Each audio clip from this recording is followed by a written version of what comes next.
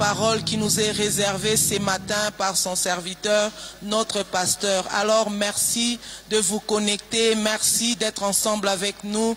Vous êtes dans votre salon en famille, nous vous saluons. Vous êtes dans votre chambre, vous êtes seul, nous vous saluons. Ne vous sentez pas seul. Vous êtes en ligne, ça veut dire que nous sommes ensemble. Et aujourd'hui, c'est un grand jour. Nous voulons ensemble dire merci à Dieu. Bien-aimé, la Bible déclare que les bontés de l'Éternel sont grandes pour nous. Et c'est par ces bontés que nous sommes en train de vivre.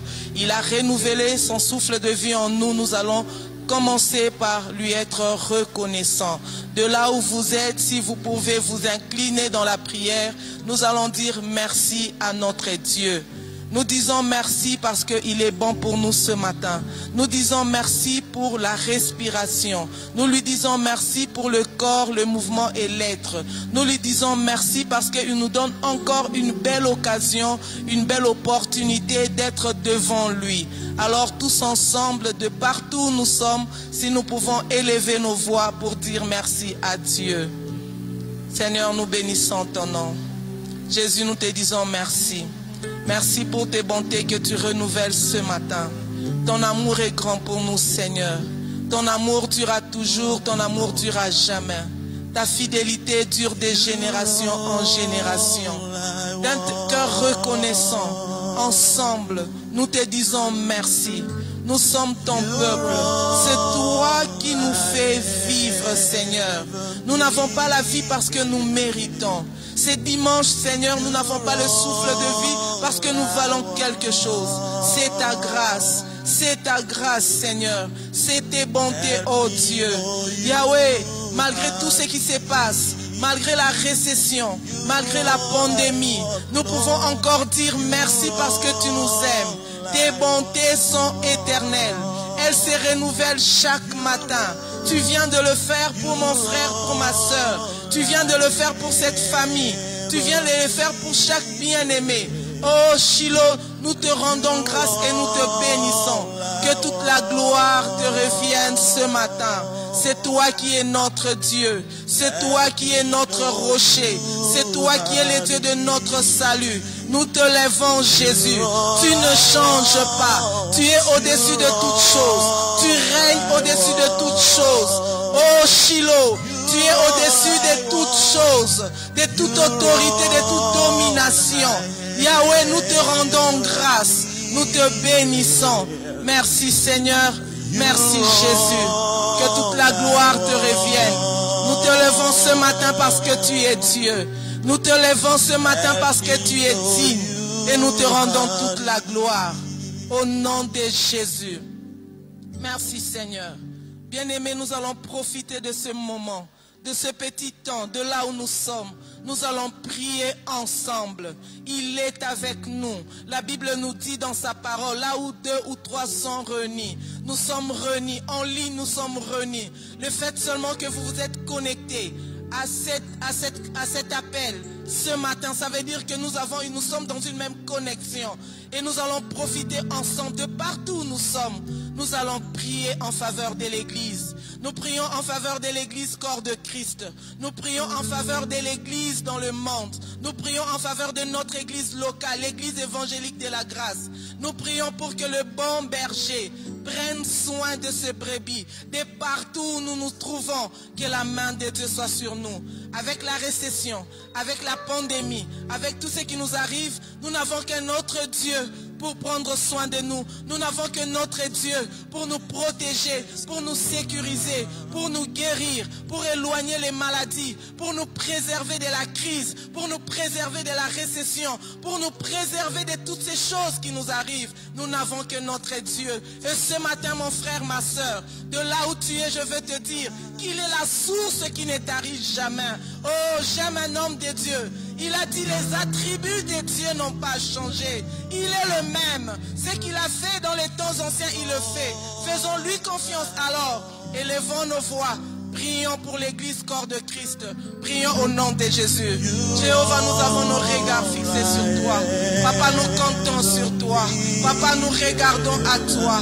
Tu es notre Dieu. Tu es notre Dieu, tu as dit. Tu es avec nous. Tu ne nous abandonneras jamais. Nous Nous n'avons pas peur de la récession. Nous n'avons pas peur de la pandémie. Tu as dit que 1000 tombent à votre côté et 10 000 à ma droite, vous ne serez pas atteints. J'ai prié pour l'église corps de Christ dans le monde. J'ai prié pour mes frères. J'ai prié pour mes sœurs. J'ai prié pour tous ceux qui te font confiance. Jéhovah, épargne-nous. Jéhovah, éloigne la maladie. Jéhovah, protège. J'ai prié pour les familles. J'ai prié pour les enfants. J'ai prié pour les jeunes. Et partout où ils se trouvent. Ah, oh Dieu, protège. Oh Dieu, garde. Je prie pour les pères des familles. Oh Shiloh, les responsabilités qu'ils ont. Papa, je prie pour que tu nous soutiennes. Je prie pour les hommes de Dieu. Je prie pour tes serviteurs. Je prie pour tes servantes. Papa, protège. Papa, protège. Papa, garde-nous. Garde l'église. Oh Shiloh, tu es le bon berger. Jésus, tu es le bon berger. Jésus, tu es le bon berger. Tu nous conduis. Tu nous conduis dans les verts pâturages.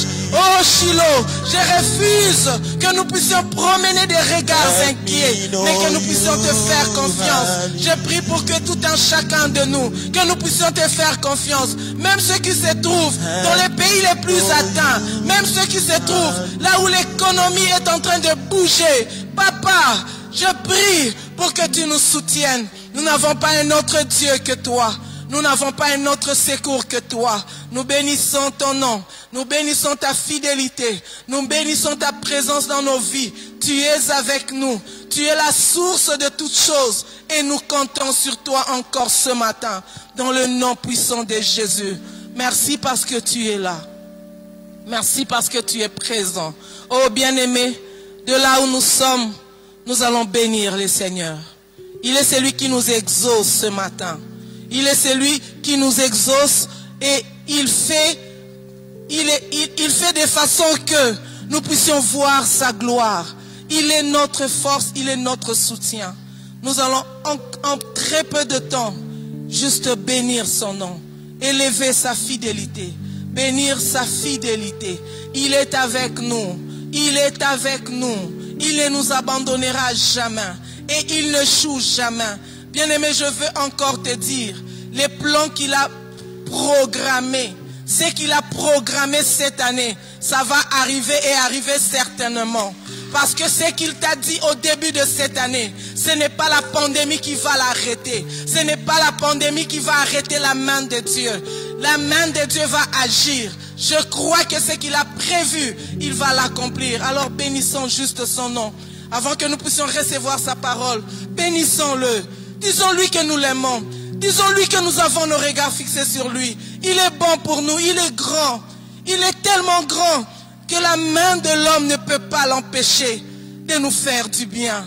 Bénissons le nom de Jésus. Bénissons Jésus. Jésus, nous te bénissons ce matin.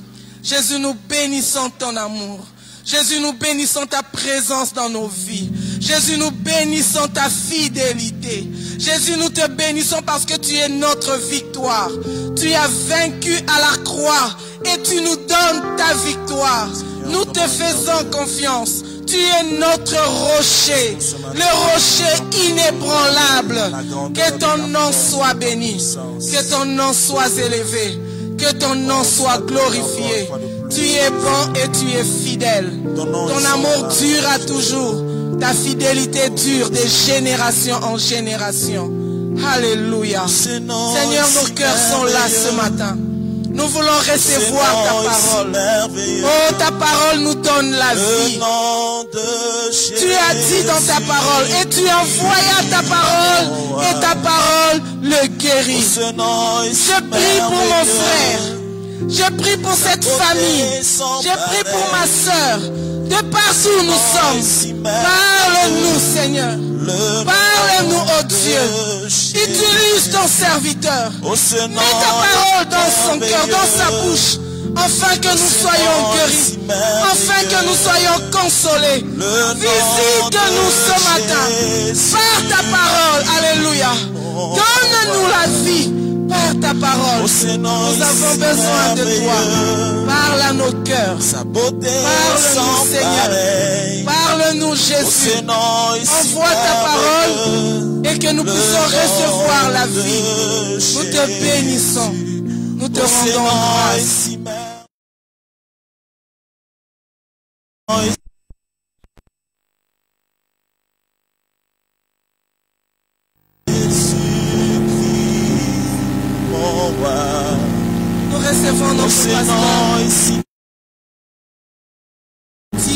de partout où nous sommes, et que le Seigneur nous bénisse. Oh, ce nom est si merveilleux, le nom de Jésus.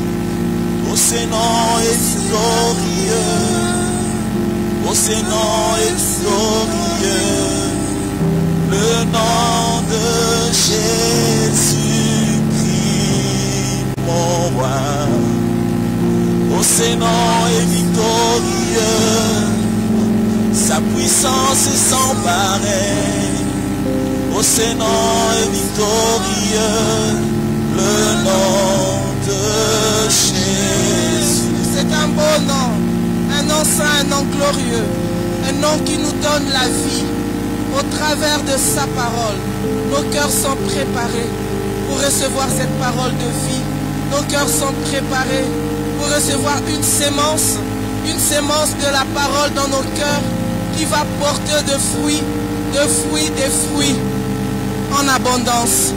Que le Seigneur vous bénisse. Recevons notre pasteur.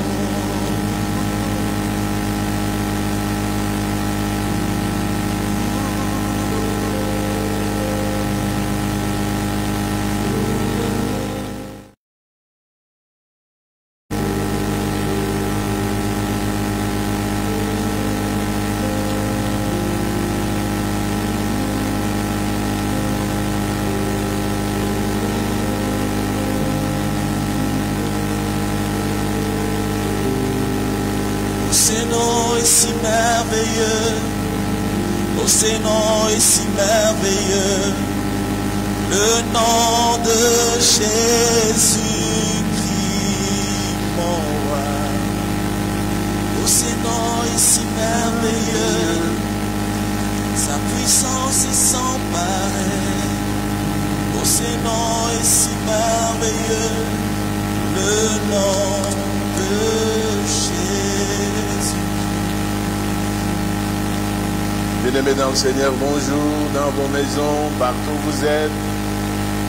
Que Dieu soit loué. Nous bénissons le Seigneur qui nous donne ce premier dimanche du mois de mai. Nous sommes le 3 mai, c'est le premier dimanche pour ce mois. Que son nom soit glorifié. Je voudrais rendre gloire au Seigneur qui nous a gardés, qui nous protège, qui nous soutient. Merci parce que pendant ce temps, nous sommes en train de parler sur un thème important. Ne perdons pas l'espérance. Je voudrais revenir à l'origine. Comment est-ce qu'on a commencé ce sujet? Comment on l'a défini, surtout l'espérance? L'espérance, c'est cette confiance que nous avons dans quelqu'un. C'est cette attente que nous avons, cette patience que nous avons dans quelqu'un, tout en sachant qu'il est le maître des temps et des circonstances. Nous avons dit, on ne peut pas espérer ce qu'on voit. Et que notre espérance, c'est sur les choses spirituelles. Et notre espérance, c'est en Jésus-Christ. Qui a des alliances, qui a des promesses. Et que cela nous aide à pouvoir nous maintenir dans la foi. Nous avons vu les obstacles à l'espérance. Et nous avons vu que notre espérance est liée à notre foi. Voilà pourquoi nous sommes en train de parler de la foi. Parce que la foi, c'est le socle de la vie. Sans la foi, nous ne pouvons pas être agréables à Dieu. La foi nous conduit à saisir toutes les promesses de Dieu. Nous avons dit que notre foi est basée sur Jésus-Christ, sur sa parole. Mais notre foi doit être active. Nous avons vu que ceux qui ont vécu avec Jésus l'ont vu face à face, mais nous le voyons à travers les Écritures. Ce qui fait que si nous voulons maintenir cette espérance, l'importance, c'est d'abord, quand nous avons un besoin, demander au Saint-Esprit de nous conduire vers les promesses. Et quand nous découvrons ces promesses, nous remplissons les conditions de vivre ces promesses. Quand vous voyez dans les Écritures, toutes les conditions, toutes les promesses ont une condition. Et alors, avoir cette assurance que Dieu, comme il l'a dit, il est capable de l'accomplir. Nous avons vu l'exemple de ces 4 hommes qui ont amené leur ami paralytique Comment sont-ils arrivés à détruire la toiture? C'est parce qu'ils étaient sûrs que comme nous lui avons demandé, comme nous savons qu'il a dit, il est sûr. Et dès ils ont déposé leur ami, la Bible déclare, Jésus ayant vu leur foi. Jésus ayant vu leur foi. Il a tout arrêté. Il s'est occupé de cette personne. Frères et sœurs, c'est là mon objectif. Nous voulons avoir une appréciation devant le Seigneur. La foi ne voit que quand elle est appréciée par le Seigneur. La foi ne voit que quand elle est en action. Et nous avons vu, ce ne sont pas des présomptions que nous nous faisons. Ce ne sont pas nos analyses scientifiques soient-elles, mais c'est fondé sur ce que Dieu a dit. Et nous avons une grâce. Il ne change pas. Il est derrière sa parole pour l'accomplir. Bien-aimés, je voudrais continuer sur ce que nous avons commencé. Ma pensée, le vœu de mon cœur, c'est de savoir comment pouvons-nous apprécier notre foi. Parce que c'est cela qui nous conduit à recevoir de Dieu ce qu'il veut. Quelle est la pensée du Seigneur? Nous avons pris quelques 4 cas. Là où nous voyons l'appréciation de Jésus-Christ, qui dit, homme de peu de foi, où est votre foi? Gens de peu de foi. Ta foi est grande. Nous avons essayé d'analyser. Nous avons dit, comment est-ce que le Seigneur arrive à apprécier? Et nous avons dit, est-ce que c'est sur le plan de la quantité de la foi ou par rapport à l'obéissance à sa parole? Bien-aimé, c'est ça mon propos. C'est ça qui me dérange. Je voudrais que nous puissions arriver à entendre du Seigneur dire de notre foi que c'est une foi grande. Nous voulons arriver, non pas entendre le Seigneur dire gens de peu de foi. C'est ainsi, bien-aimé, que nous avons pris quelques analyses. Nous avons pris quelques points sur lesquels nous nous sommes basés. Le vendredi, nous avons pris le premier cas par rapport à la tempête. Le Seigneur ici parle de l'attitude de ses disciples vis-à-vis de la tempête. La tempête peut être diverse dans nos vies. Comment nous supportons la tempête? Nous avons vu ces disciples qui étaient avec le Seigneur. Ces disciples, quand ils ont vu l'eau qui commençait à remplir la barque, ils s'inquiétaient. Mais j'ai relevé un point important. Pendant qu'ils s'inquiétaient, Jésus était dans la barque. Jésus était dans la barque. Alors, est-ce qu'ils croyaient que Jésus allait aussi succomber? Et j'ai également relevé quand ils sont venus, ils ont dit, tu ne vois pas, tu ne t'inquiètes pas de notre état. Comme pour dire, même si toi tu périssais, ce n'est pas notre problème, mais c'est d'abord nous-mêmes, l'égoïsme. La pensée de l'homme, la peur de l'homme. C'est là que Jésus, nous avons vu, leur a dit, homme de peu de foi. Et de quoi est-il question? J'ai pris l'exemple de l'apôtre Paul. Dans Actes chapitre 27, nous en avons parlé. C'est la même situation. Ils étaient dans la barque. Mais l'apôtre Paul, il avait entendu une parole. J'aime bien lire cette parole. Il a cru. Il s'est accroché à cette parole. Les disciples qui étaient directs avec le Seigneur, ils croyaient qu'ils allaient périr. Je voudrais que nous puissions lire dans Actes des Apôtres, le chapitre 27, Actes des Apôtres. J'ai déjà parlé de ça vendredi, je voudrais rafraîchir la mémoire pour que nous puissions terminer les 4e points aujourd'hui. Actes 27, versets 22 à 25, voilà ce que disent les Écritures. 22. Maintenant, je vous exhorte à prendre courage, car aucun de vous ne périra, et il n'y aura de perte que celle du navire. Verset 23. Un ange du Seigneur à qui j'appartiens et que je sers m'est apparu cette nuit, et il m'a dit, Paul, ne crains point, il faut que tu comparaisses devant César, et voici, Dieu t'a donné tous ceux qui naviguent avec toi. C'est pourquoi, ô homme, rassurez-vous, Car j'ai cette confiance en Dieu qu'il en sera comme il m'a été dit. Bien-aimés dans le Seigneur, c'est l'exemple même de notre ami, de nos amis qui est avec l'Église dans la barque. Lui, il a eu une parole. Lui n'a pas vu le Seigneur directement. Mais du fait qu'il a eu dit, j'ai confiance, personne ne périt. Nous avons continué pour faire voir que la suite, la Bible déclare qu'ils sont sortis sains et saufs, mais la barque s'est cassée. J'ai relevé un point important. On ne sait pas comment Paul, est-ce qu'il a nagé, on ne sait pas.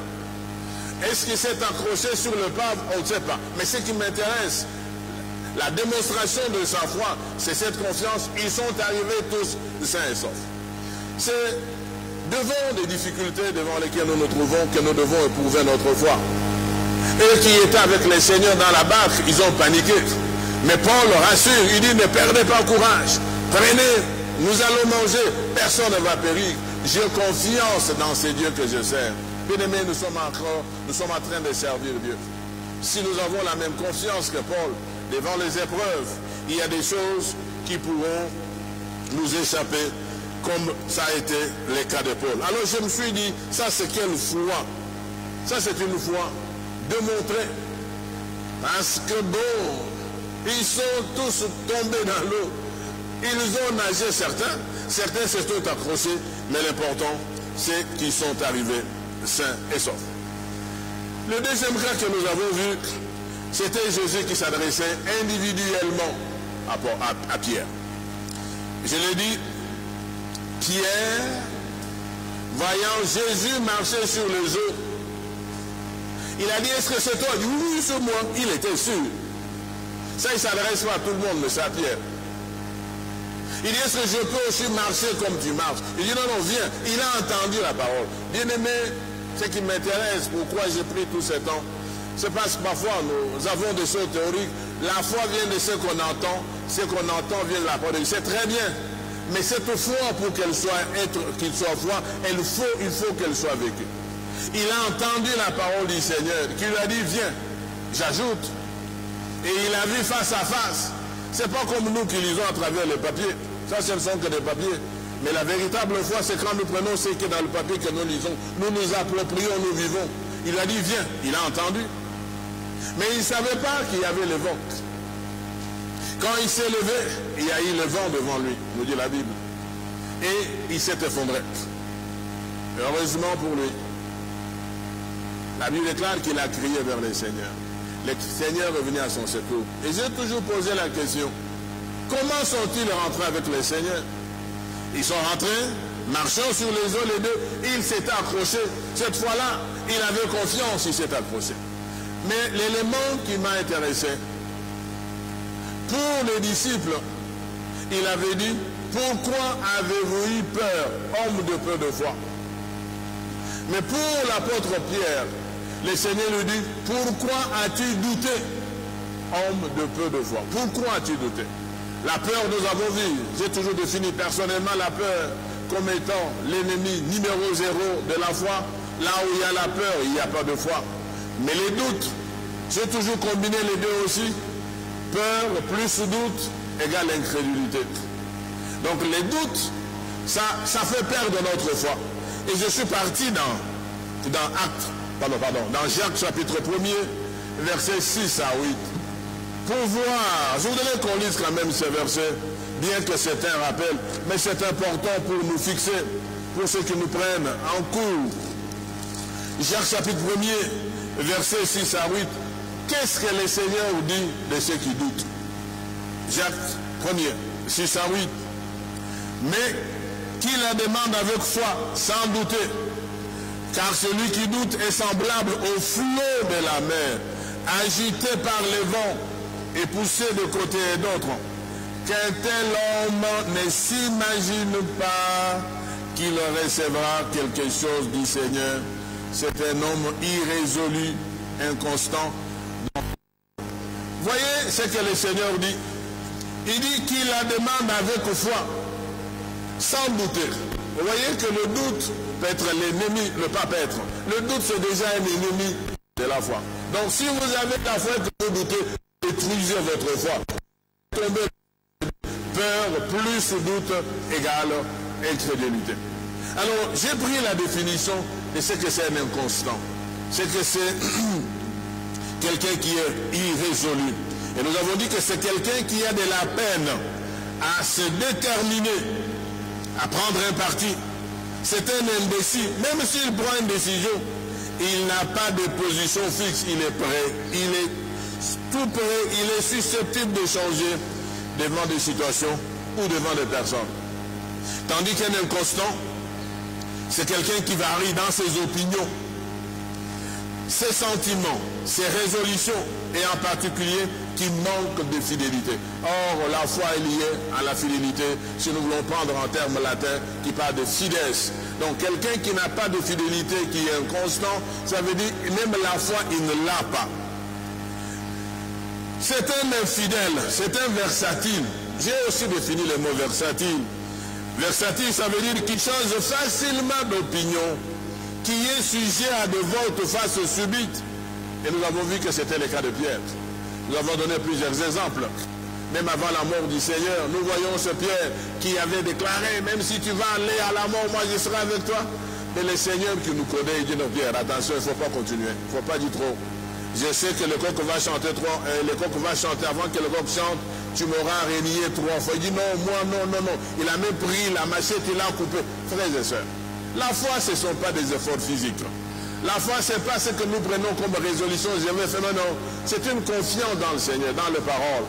Si il avait cru au Seigneur, parce que le Seigneur lui a dit, Satan vous a réclamé pour vous cribler comme du froment, mais moi j'ai prié afin que votre foi ne défaille. Il est important de reconnaître notre état. Si pendant que le Seigneur lui parlait, il avait dit, Seigneur, c'est vrai, prie pour moi, de sorte que quand j'arriverai à ce moment, que je ne puisse pas succomber. Vous savez, beaucoup de gens qui tombent, c'est parce qu'ils prétendent, moi je ne peux pas faire ça, moi je ne peux pas, non.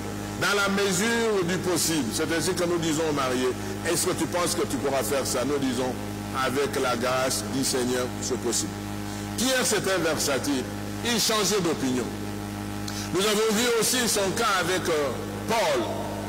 Quand il était avec les Juifs, il faisait comme les Juifs. Quand il n'était pas là, il mangeait avec les païens. Quand les Juifs arrivent, il change. Il se met du côté des autres frères et sœurs. Un tel homme ne peut pas penser recevoir quelque chose de la part de notre Dieu. Et nous avons vu que le problème, ce n'est pas d'être avec le Seigneur, mais le problème, c'est sa propre nature devant une situation donnée. Nous devons connaître notre nature devant des situations données. Pierre a beaucoup changé. Mais gloire au Seigneur, quand ses yeux se sont rencontrés avec le Seigneur, la Bible déclare, il s'est souvenu des paroles du Seigneur. Bon, c'était pas tard, mais quand même il s'est souvenu. Quand nous nous souvenons des paroles du Seigneur, la seule chose que je vous demande, si vous avez succombé, c'est la repentance. C'est de venir auprès de lui, papa, pardon. Moi je croyais que, heureusement il l'a fait. Et quand le Seigneur est ressuscité, il a attesté à 3 reprises, est-ce que Pierre tu m'aimes? Il dit, papa, tu sais, je t'aime. Le Seigneur n'a pas besoin de nos déclarations. Il a besoin de notre confirmation, de notre conviction. Nous le verrons. Il a besoin de s'assurer que réellement nous sommes avec lui. Il a besoin de s'assurer que nous sommes faibles. Si vous vous rappelez, je parlais de Paul en son temps, quand il avait les chardes dans les dos, il dit, l'ange du diable m'a soufflété, j'avais les chardes dans les dos, 3 fois j'ai prié, et le Seigneur m'a dit, ta grâce, ma grâce te suffit. Bien-aimé dans le Seigneur, la foi, c'est pas ce que nous croyons être, mais la foi, c'est ce que nous agissons, ce que nous pratiquons. Alors, le 3e cas, c'était l'incompréhension des langages entre Jésus et ses disciples. Là, je voudrais un peu m'attarder. Jésus leur parlait des enseignements des pharisiens et des sadducéens. Mais eux voudraient répondre ce que je dis. Gardez-vous avec soin du levain des pharisiens et des sadducéens. Matthieu 16, 6. Les disciples ont eu leur propre compréhension de la pensée du Seigneur. Ils ont entendu. Je reprends ça. Vous voyez, la foi vient de ce qu'on entend. Mais nous pouvons mal interpréter ce que nous entendons. Ça c'est très clair. Ils ont entendu. Il dit, attention aux enseignements des Sadducéens. Et qu'est-ce qu'ils disaient? Pour eux, c'est parce qu'ils n'avaient pas pris de pain. Ce n'était pas ce que Jésus leur disait. Bien aimés, nous pouvons être à l'église. Nous pouvons, les pasteurs peuvent prêcher comme je prêche. Mais l'important, c'est notre propre interprétation. Et souvent, quand nous parlons des choses, surtout en ce qui concerne l'argent, waouh, les gens interprètent comme ils veulent. À ce moment-là, tout le monde connaît la Bible. Nous n'avons pas besoin d'interpréter comme nous voulons. Nous avons besoin de revenir à la pensée. C'est comme une lettre que je t'écris. C'est moi qui ai la pensée. Je sais ce que j'ai écrit. Je peux, entre autres, dans le corps de la lettre, dire je n'ai pas été content pour tel cas. Cela ne veut pas dire que je ne suis pas content contre toi. C'est sur le fait. En fait, dis-moi, tu n'étais pas content sur quel point? Et c'est moi qui expliquerai. Nous avons besoin de revenir au Saint-Esprit. Quand nous ne comprenons pas, dis cher Saint-Esprit ici, qu'est-ce que tu veux? Le Seigneur nous a donné le Saint-Esprit.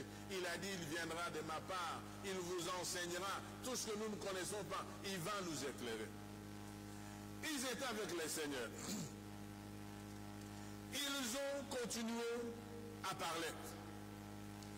Bien aimé, la mauvaise interprétation, j'insiste bien, de la parole de Dieu nous éloigne de la foi. Actuellement, il y a autant d'enseignements que nous écoutons. Nous avons besoin de revenir à la pensée originale. C'est pour cela que je voudrais qu'on lise. Même l'apôtre Pierre l'a compris. L'apôtre Pierre, dans 2 Pierre chapitre 3, verset 16. Et c'est ce que nous sommes en train de vivre actuellement. Surtout que nous avons des télévisions. Nous avons les réseaux sociaux. Chacun met ce qu'il peut mettre. Mais il y a des gens qui prennent à cœur. Et j'ai toujours remarqué, ce sont toujours les mauvaises choses que les gens interprètent très très bien. Que les gens retiennent. Mais les bonnes choses, on ne les retient pas. 2 Pierre 3, 16. L'apôtre Pierre revient. Qu'est-ce qu'il dit? C'est ce qu'il fait dans toutes les lettres, où il parle de ces choses, dans lesquelles il y a des points difficiles à comprendre, dont le personne est mal affermi, tord de l'essence, comme celui des autres Écritures. Pourquoi? Pour leur propre ruine. Bien-aimés dans le Seigneur, la ruine n'est pas bonne. Il parle de la parole, mais quand nous tordons, quand nous ne comprenons pas, je voudrais vous demander, vous avez des bergers, vous avez des gens auprès de qui vous devez demander la bonne information. Ne tordez pas l'essence. Ne vous mettez pas ne vous faites pas des illusions. Quand il a dit ça, il voulait. Non. C'est ce qu'il y a eu quand il leur a dit gens de peu de foi. C'est-à-dire, moi je vous dis autre chose, mais vous vous interprétez comme vous voulez. La mauvaise interprétation de la Bible. La mauvaise interprétation de la Bible. Mais ce qui m'intéresse, quand nous allons dans Matthieu chapitre 16, verset 9. Matthieu chapitre 16, verset 9. Jésus leur dit, êtes-vous encore sans intelligence? Là où il y a une mauvaise interprétation, il y a une mauvaise intelligence. On ne comprend pas les choses. Et ça, je vous ai fait référence à Luc 24, 25. Quand Jésus parlait avec les disciples de Maïs, il a utilisé la même phrase. Je voudrais qu'on lise ça. Luc 24, 25. La mauvaise interprétation, c'est le manque d'intelligence, le manque de discernement, le manque d'appréciation par rapport au Seigneur. Nous pensons, nous lisons, nous faisons comme nous voulons. Et c'est ça qui détruit l'Église. Parce que chacun pense, quand tu as un verset, chacun interprète comme il veut. Et chacun n'agit pas. Or, la foi sans action n'est pas foi. Luc 24, 25, la Bible déclare, ça c'est Jésus qui parlait avec les disciples sur la route de Maïs. Et il dit ceci. Alors Jésus leur dit, ô homme sans intelligence, et dont le cœur est là à croire tout ce qu'ont dit les prophètes. Bien-aimés dans le Seigneur, il reprend la même chose à ses disciples qui étaient avec Jésus. Lui parlait des enseignements des pharisiens.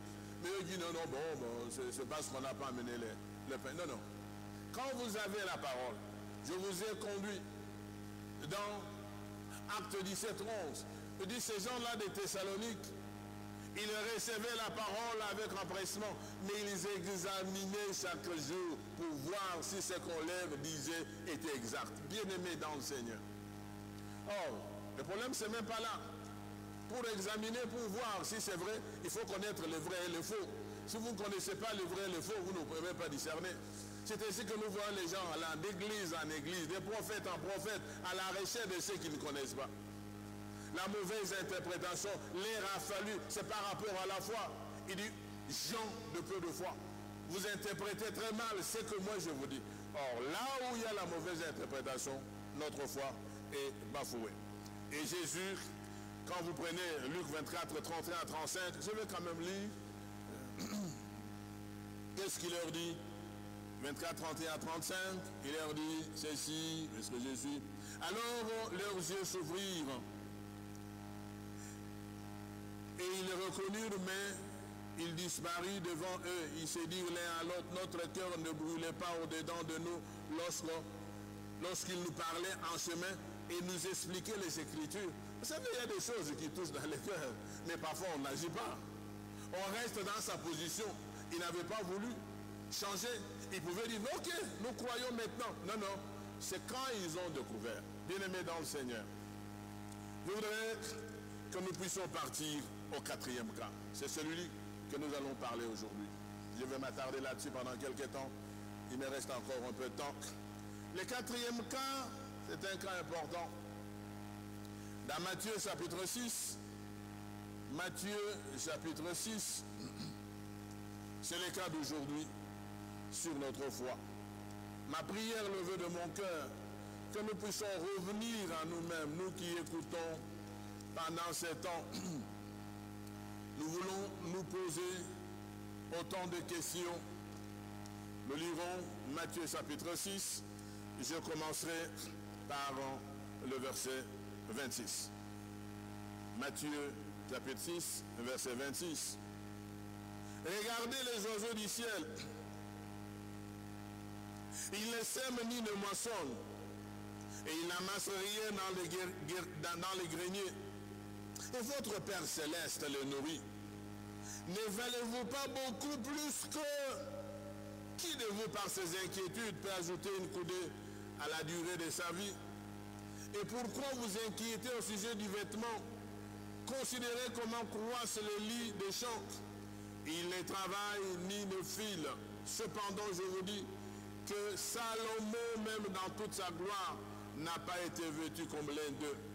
Si Dieu revêt ainsi l'herbe des champs qui existe aujourd'hui et qui demain sera jeté au four, ne vous vêtira-t-il pas à plus forte raison? Voilà ce qu'il dit, Jean de peu de foi. L'inquiétude, nous allons manger quoi? Nous allons nous vêtir quoi? C'est sur base de ça qu'il est arrivé à leur dire, Jean de peu de foi. Il leur faut voir, vous valez plus, vous avez de la valeur. Bien aimé, parfois nous ne savons même pas ce que nous sommes devant le Seigneur. Parfois quand je reste seul, je réfléchis. Quand je regarde ce que j'ai été, ce que je suis, Jésus est mort pour nous. La Bible déclare, quand nous étions pécheurs, ce n'est même pas qu'on s'était converti. Donc ce qui fait que je ne peux même pas juger quelqu'un. Parce que Christ nous aime même quand nous sommes dans le mal. Il dit, quand vous étiez pécheurs, Christ est mort. Mais qui suis-je pour que Christ puisse mourir pour moi? Bien aimé, si nous comprenons ça, on n'a même pas à se poser des questions. Nous n'avons qu'à nous agenouiller, pleurer. Il dit, il est mort pour nous. Il est mort pour nous. Il est mort pour nous. Il est mort pour nous. Il est mort pour nous. Et qu'est-ce que le Seigneur veut leur faire voir? Il dit, vous ne voulez même pas évaluer la valeur que vous avez. Frères et sœurs, la foi dans le Seigneur, c'est nous évaluer nous-mêmes et évaluer le Seigneur. Qui il est? Quand nous lisons dans Jean 17, verset 22, il dit, je vous ai donné la gloire que j'avais auprès du Père. Tout ça, Jésus l'a fait pour nous. Et la foi, c'est en tenant compte aussi de cela. Pour dire, en fait, moi, ici, je ne vois rien. Je dois lui faire confiance. J'ai de la valeur. Ne valez-vous pas beaucoup plus que les oiseaux, comme les herbes. Oh, je vais manger quoi? Tout ce que nous faisons aussi, c'est en fonction du manger, du boire, des vêtements, etc. C'est terrible. Jésus attaque leur conviction. Retenez ce point, c'est important. Là où il n'y a pas de conviction, il n'y a pas de foi. On n'est pas convaincu qu'on va manger demain. On n'est pas convaincu qu'on peut s'habiller. On n'est pas convaincu qu'on peut se marier. On n'est pas convaincu qu'on peut être engagé. On n'est pas convaincu qu'on peut. Vous savez, il y a des choses. Quand vous réalisez, dit ça, je suis convaincu que Dieu peut le faire. C'est ça votre foi. Vous vous mettez en action. Mais ici, ils n'étaient pas convaincus. Ils se lamentaient. Et Jésus nous dit, qui de vous, par ses inquiétudes, peut ajouter même quelque chose à sa vie? Oh, je ne sais pas si je vais manger demain.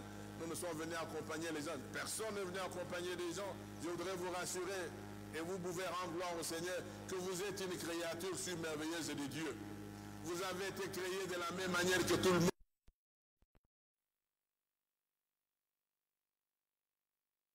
Vous-même qui ne connaissez pas ce que vous êtes. Que vous soyez grand ou petit, vous avez de la valeur. Si vous êtes là où vous pouvez dire gloire au Seigneur, j'ai de la valeur devant le Seigneur. C'est Jésus qui nous dit. Ne valez-vous pas, n'avez-vous pas de la valeur? Vous n'êtes pas convaincu que Dieu peut faire plus pour vous? Lui qui a sacrifié son Fils unique, ne croyez-vous pas à son amour? C'est ce que Jésus veut nous faire voir. Ici, quand il a dit gens de peu de foi, il dit, nous ne sommes pas convaincus. Le manque de conviction dans ce que Dieu peut faire diminue notre foi. Je reprends. Le manque de conviction dans ce que Dieu peut faire diminue notre foi. Bien-aimés, beaucoup de gens ne pensent pas que Dieu est leur Père, que Dieu peut faire quelque chose. Là où nous manquons de conviction, nous tombons dans le péché. Je voudrais qu'on lise quelques pensées dans la parole de Dieu. Voyons celui qu'on appelle le père de la foi, Abraham. Romains chapitre 4, versets 20 à 21.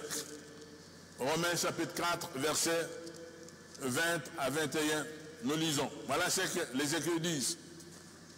Il ne douta point par incrédulité au sujet de la promesse de Dieu, mais il fut fortifié par la foi, donnant gloire à Dieu, et ayant la pleine conviction que ce qu'il promet, il peut aussi l'accomplir. Bien-aimés dans le Seigneur, ici c'est sous le plan de la conviction. Ici il leur dit, mais vous n'êtes pas convaincus. Et c'est ce que je dis, la mauvaise interprétation. Beaucoup de gens tournent à gauche, parlent de la foi. Moi j'ai la foi, oui c'est vrai, mais il y a des moments, des endroits où vous n'êtes pas convaincus que Dieu peut faire ça. Vous avez la foi d'être sauvé, mais vous n'avez pas la foi de croire que Dieu vous aime, il est capable de changer les choses. C'est cette foi que je voudrais que vous puissiez avoir. Abraham ne douta pas, il était convaincu que Dieu peut me nourrir, que Dieu peut me vêtir, que Dieu peut me donner un enfant, que Dieu peut ramener Isaac à la vie. Il était convaincu. C'est cette foi dont il est question. Quand Jésus dit gens de peu de foi, ça dépend dans quel contexte les seigneurs s'adressent. Alors, comment est-ce qu'on voit là le manque de conviction? Romains toujours 14, 23. La Bible nous dit ceci, je voudrais que vous puissiez retenir ça, par rapport à votre foi.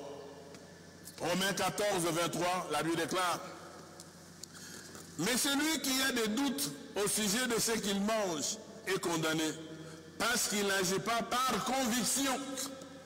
Tout ce qui ne résulte pas de la foi est péché. Bien-aimés, vous voyez la conviction et la foi ici. Tout ce qui n'est pas le fruit d'une conviction, c'est un péché.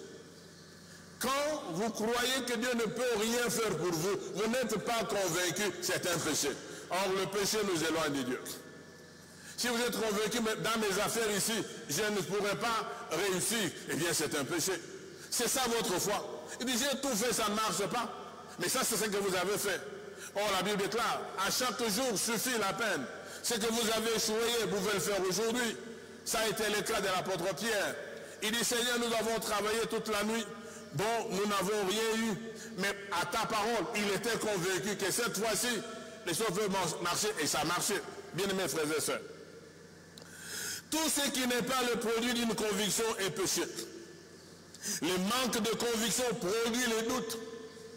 Le manque de conviction produit le doute. Eh bien, quand nous ne sommes pas convaincus, nous commençons à douter, est-ce que ça va marcher? Bien-aimés frères et sœurs, vous découvrez à travers toutes ces analyses combien notre foi est si fragile, bien que nous ayons entendu la parole de Christ, bien que nous soyons des chrétiens sincères. Devant chaque situation, nous devons évaluer notre foi. Ça, c'est ma considération. Devant chaque situation, notre foi doit être évaluée devant chaque situation. Si tel cas, vous pouvez être vainqueur, vous pouvez avoir la foi. Mais si tel autre, la foi peut diminuer. Vous pouvez douter, vous pouvez avoir peur, vous pouvez ne pas être convaincu. Donc, nous devons évaluer notre foi devant chaque situation. Nous devons arriver à voir que notre foi progresse ou stagne. Ça, c'est important. Je vais vous lire un verset. Nous devons arriver nous-mêmes à évaluer si notre foi évolue, ou si notre foi est stagnante, elle ne bouge pas. Or, pas la Bible, les gens du monde disent, les eaux stagnantes sont mangeuses d'hommes. Ça veut dire, si ça ne marche pas, vous mangez vous-même. Ça ne bouge pas. La mer morte ne donne pas la vie. Si votre foi est stagnante, depuis que vous avez accepté, vous venez régulièrement à l'église, vous donnez votre dîme, vos offrandes, vous gênez, mais sans être convaincu dans certains domaines, sans avoir confiance dans certains domaines, sans vous attendre à la main du Seigneur, votre foi, c'est une foi morte. Elle ne produira pas de fruits. Lisons les Écritures. Dans 2 Thessaloniciens, chapitre 1er, verset 3 à 4. 2 Thessaloniciens, chapitre 1er, verset 3 et 4. 2 Thessaloniciens. Ça, c'est pour vous pousser à évaluer. Voilà, l'apôtre Paul voit aussi que la foi de ses amis, ça a évolué. 2 Thessaloniciens, chapitre 1er, versets 3 et 4. Voilà ce qu'on dit. Nous devons à votre sujet, frères, rendre continuellement grâce à Dieu, comme cela est juste. Parce que votre foi a fait de grands progrès.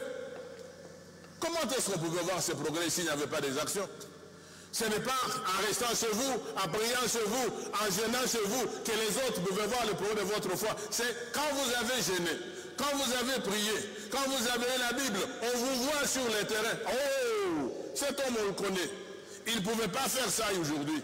Mais maintenant, comme il est fait, alors il dit, nous sommes bien. Nous rendons gloire au Seigneur grâce à Dieu, parce que votre foi fait des grands progrès. Je prie que notre foi puisse progresser et que l'amour de chacun de vous à tous égards des autres augmente de plus en plus. Donc il y avait l'amour qui augmentait, il y avait la foi qui augmentait. Et verset 4. Aussi nous glorifions-nous de vous dans les églises de Dieu. Là où la foi progresse, les gens se glorifient. Même nous les pasteurs, on peut être content de vous. Il dit, je suis content de mon fils tel, je suis content de ma fille telle, parce que je vois que dans les domaines, il progresse dans ceci, de cela. Mais si vous ne faites rien, comment on saura que votre foi progresse? Si vous êtes un chrétien, on dit non, moi je suis un fidèle simple. Comment on saura que vous êtes simple s'il n'y a pas d'action?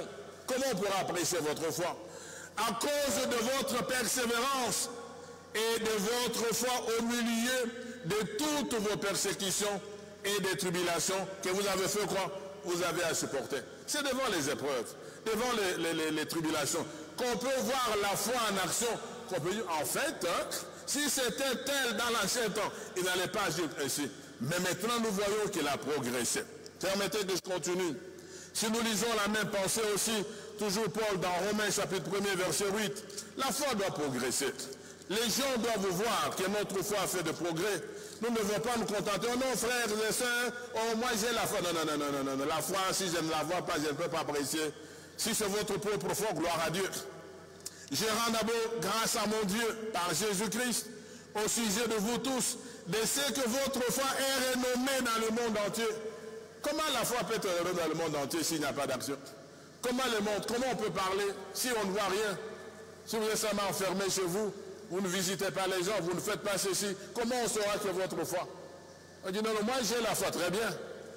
Rahab avait la foi, tant que prostituée, elle est montée, elle a fait des actions. Cette évaluation n'est pas faite par l'écoute ou la lecture de la parole de Dieu, mais par les actes que nous posons. Je voudrais revenir. Cette évaluation n'est pas faite par l'écoute ou la lecture de la parole de Dieu, mais par les actes que nous posons après avoir écouté, après avoir lu la parole de Dieu. C'est les actions posées devant différentes situations que le Seigneur appréciera et pourra dire peu de foi ou encore ta foi est grande. C'est par rapport aux actions que nous menons. C'est là que le Seigneur va apprécier. Permettez dans quelques 6 minutes qui nous sont restées que nous puissions prendre rapidement l'histoire d'une dame. Vous allez voir, de tout ce que j'ai dit là, Jésus disait homme de peu de foi, mais il y a une situation où Jésus dit ta foi femme est grande. Dans Matthieu chapitre 15, versets 21 à 28. Matthieu chapitre 15, versets 21 à 28. C'est ma prière. Nous voulons que le Seigneur puisse dire à chacun ta foi est grande dans les actes que nous posons. Matthieu 15, 21 à 28, nous lisons. Jésus étant parti de là, se retirant dans le territoire de Tyr et de Sidon, et voici une femme cananéenne encore, cananéenne, qui venait de se contrer, lui cria, aie pitié de moi Seigneur, fille de David, ma fille est cruellement tourmentée par les démons. Il ne lui répondit pas un mot, et ses disciples s'approchèrent et lui dirent avec instance, je voudrais arrêter avant de continuer, même quand nous prions, Jésus ne répond pas, n'arrêtons pas. N'arrêtons pas, persévérons. Il a crié, Jésus ne répondait pas. Il y a des moments où Jésus ne répond pas. La foi persévérante, c'est là où nous continuons. Je vais vous le faire voir dans quelques versets. Renvoie-la. Il y a même des gens qui peuvent y aller, au moins sur le monde. Renvoie-la, car elle crie derrière nous, des problèmes. Il répondit, je n'ai été envoyé qu'aux brebis perdues de la maison d'Israël. Mais elle vint se prosterner devant lui, disant, Seigneur, secours-moi. Il répondit, il n'est pas bien de prendre le pain des enfants et de les jeter aux petits chiens. Oui, Seigneur, dit-elle, mais les petits chiens mangent le miette qui tombe de la table de leur maître. Alors Jésus lui dit, femme, ta foi est grande. Femme, ta foi est grande. Qu'il te soit fait comme tu veux. Et alors même, sa fille fut guérie. Bien-aimé dans le Seigneur, vous voyez, nous allons dans les antipodes. Pour les autres, hommes de peu de foi. Maintenant, devant cette femme, il dit, femme, ta foi est grande. Comment Jésus a-t-il pu voir la grandeur de la foi de cette femme? C'est par rapport aux actions. D'abord, il n'a pas parlé. Il s'est tué. Mais la femme ne s'est pas tue. La foule, les amis peuvent nous dire, oh, depuis que tu fréquentes l'église, on ne voit rien qui a changé. C'est toujours, non, ok, je vais changer l'église. Je voudrais vous dire, bien-aimé, ce n'est pas les changements d'église qui changent, c'est votre propre changement devant le Seigneur qui va faire que vous puissiez hériter des promesses de Dieu. Quels que soient les enseignements que vous recevrez, quel que soit l'endroit que vous le recevrez, s'il n'y a pas d'action, il n'y aura pas de fait devant le Seigneur. Cette femme a continué. Cette femme a continué. Le comportement de cette femme lui a valu cette appréciation du Seigneur. Le comportement de cette femme lui a valu cette appréciation du Seigneur. Et qu'est-ce que je dis? La foi de cette femme a été éduquée par l'épreuve. La foi de cette femme a été éduquée ou fortifiée ou édifiée par l'épreuve. Cette femme a compris ce qui est écrit dans Hébreux 10, 35 à 39. Cette femme a compris ce qui est écrit dans Hébreux 10, 35 à 39. Bientôt je vais terminer. Hébreux 10. C'est important que nous puissions comprendre ces choses. Cette femme a compris. Hébreux 10, 35 à 39. Qu'est-ce qu'on nous dit? N'abandonnez donc pas votre assurance, à laquelle est attachée une grande rémunération. Si cette femme avait abandonné, parce que Jésus n'a pas répondu, ou il lui a dit des paroles méchantes. Le pasteur peut mal parler, c'est un homme. Mais il ne faut pas abandonner la foi. Il dit, je ne viendrai plus. Non. Retenez votre confession. Ne vous découragez pas. Un ancien, un frère, votre mari, votre femme, vos enfants peuvent dire, car vous avez besoin de persévérance, afin qu'après avoir accompli la volonté de Dieu, vous obteniez ce qui vous est promis. Encore un peu de temps, celui qui doit venir viendra, et il ne tardera pas. Et le juste vivra par la foi. Mais s'il se retire, mon âme ne prend pas plaisir en lui. Nous ne sommes pas de ceux qui se retirent pour se perdre, mais de ceux qui ont la foi pour sauver leur âme. Alléluia. Dieu voulant, j'étais en train de réfléchir, penser, peut-être demain, je voudrais prendre du temps sur le juste vivra par la foi. Je voudrais un peu voir comment, qu'est-ce qu'elle a pensé d'Israël. Alors je disais, si elle avait lâché à la suite de propos des obligeants de Jésus et de la foule, elle n'allait pas avoir la guérison de sa fille. Elle a accepté le nom de petit chien, bien qu'elle n'était pas un petit chien. Elle n'était pas petit chien, mais elle a accepté parce qu'elle avait un objectif. Elle a cru que le miettes suffiront pour me satisfaire. Il dit, je n'ai pas besoin de ce qui est grand. Je ne voudrais pas encore, comme j'ai plus de temps, peut-être demain, je pourrais venir ce qu'on appelait la nourriture des enfants chez les Juifs. Je pourrais probablement revenir si je sens que c'est nécessaire. Sinon, je parlerai les Juifs vivra par la foi. Donc, bien-aimés frères et sœurs, quand nous posons des actions visibles de foi et que les gens voient, vous savez ce qui arrive? Ça fait que même les gens qui nous voient peuvent prier pour nous. Même nous, pasteurs, on voit que cette femme, cet homme, il pose des actes de foi. Ça conduit à ce qu'on vous soutienne dans la prière. Lisons rapidement, je vais terminer. 1 Thessaloniciens chapitre 1er, verset 3. J'aime bien revenir à la parole parce que c'est sur base de ça que fondait notre foi. 1 Thessaloniciens, chapitre 1er, verset 3. 1 Thessaloniciens, chapitre 1er, verset 3. Nous lisons.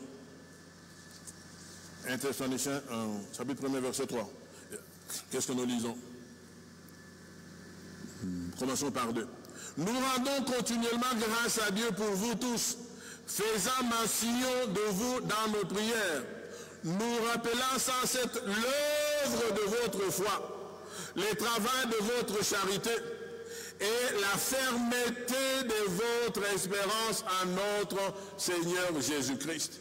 Donc, quand on voit que vous posez des actes de foi, eh bien les gens peuvent prier pour vous, sans que vous puissiez demander. Ça nous encourage, nous pasteurs. Il dit, je ne voudrais pas que cette sœur, je ne veux pas que ce frère qui pose des actes de foi puisse en fait les abandonner. On prie, on intercède, sans que vous le cherchiez, sans que vous le demandiez. Un autre verset que vous pouvez lire, je ne vais pas lire pour gagner le temps. Éphésiens chapitre 1er, versets 15 à 16. C'est sur la foi, ceux qui posent des actes de foi et qui sont visibles. Ça crée la passion chez les autres qui prient pour eux. Bien-aimés frères et sœurs, nos convictions, nos réactions, notre confiance interne déterminent la grandeur ou l'absence de notre foi devant les situations. Je reprends.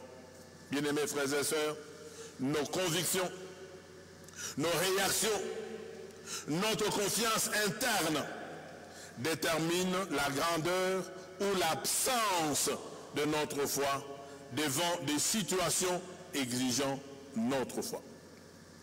Les persécutions et les tribulations ont servi à prouver la réalité et la solidité de la foi des gens de Thessalonique. Les persécutions, les tribulations ont servi à prouver la réalité et la solidité de la foi de gens de Thessalonique. Alors, pour terminer, je voudrais conclure en disant, tout manque de conviction, de confiance, de mauvaise interprétation de la parole de Dieu, je reprends, tout manque de conviction personnelle, de confiance, de mauvaise interprétation de la parole de Dieu amène les doutes, la peur, l'inconstance et nous ramène sur nous-mêmes et éloigne l'intercession de Dieu. Je reprends ça pour terminer. Tout manque de conviction personnelle, de confiance, de mauvaise interprétation de la parole de Dieu amène les doutes, la peur, l'inconstance et nous ramène sur nous-mêmes et éloigne l'intervention de Dieu. Nous commençons à réfléchir nous-mêmes, qu'est-ce qu'on doit faire, pourquoi on doit faire ceci. Ma prière est levée de mon cœur pour chacun de nous. Soyons sincères avec nous-mêmes. Abandonnons-nous entre les mains du Saint-Esprit et faisons-lui confiance. Car vous savez, bien-aimés, rien ne glorifie Dieu plus que la foi. Rien ne glorifie Dieu plus que la foi. Et aussi Dieu n'honore rien autant que la foi. Quand la foi est là, eh bien nous sommes honorés. Je vais prendre cette parole pour terminer. Rien ne glorifie Dieu plus que la foi. Aussi Dieu n'honore rien autant que la foi. Quand tu regardes, vous avez vu Jésus, ayant vu la foi de ces jeunes gens, il a tout arrêté. Il a suspendu sur des endroits toute affaire cessante. Il sait, là où il y a la foi, Dieu interviendra. Que le Saint-Esprit vous aide et que ce mois de mai soit une bénédiction pour chacun de vous. Que la grâce du Seigneur se manifeste dans votre vie et que vous puissiez rester attachés au Seigneur. Ne perdons pas notre espérance. Que Dieu vous bénisse. Amen. Nous avons terminé. Je remets le micro à la présidence du culte et nous nous invitons demain pour certains qui nous suivent sur le petit message audio. Amen. Alléluia. Nous disons, waouh, merci Seigneur pour cette grande parole. Nous allons prier pendant un moment. Notre temps n'est pas encore terminé. Nous avons encore quelques minutes. Et la prière que nous allons faire en ce moment, nous allons juste demander au Saint-Esprit de nous assister à agir. Nous pouvons beau écouter cette parole, mais lorsque nous n'allons pas mettre cette parole en action, nous n'aurons pas de fruits, nous n'aurons pas de résultats. Nous allons dire au Saint-Esprit de nous assister, de nous aider. Oh, il y a cette chant qui monte dans mon cœur. Je crois de tout cœur que le Seigneur ne nous abandonnera jamais. Le problème n'est pas Dieu, le problème c'est nous. Nous écoutons la parole, mais nous devons mettre cette parole en pratique.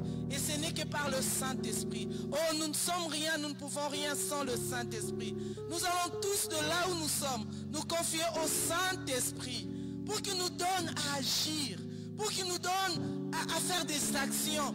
Comme cette femme, elle n'a pas lâché. Comme cette femme, elle a continué. Comme cette femme, elle a persévéré. Oh, combien de fois nous lâchons.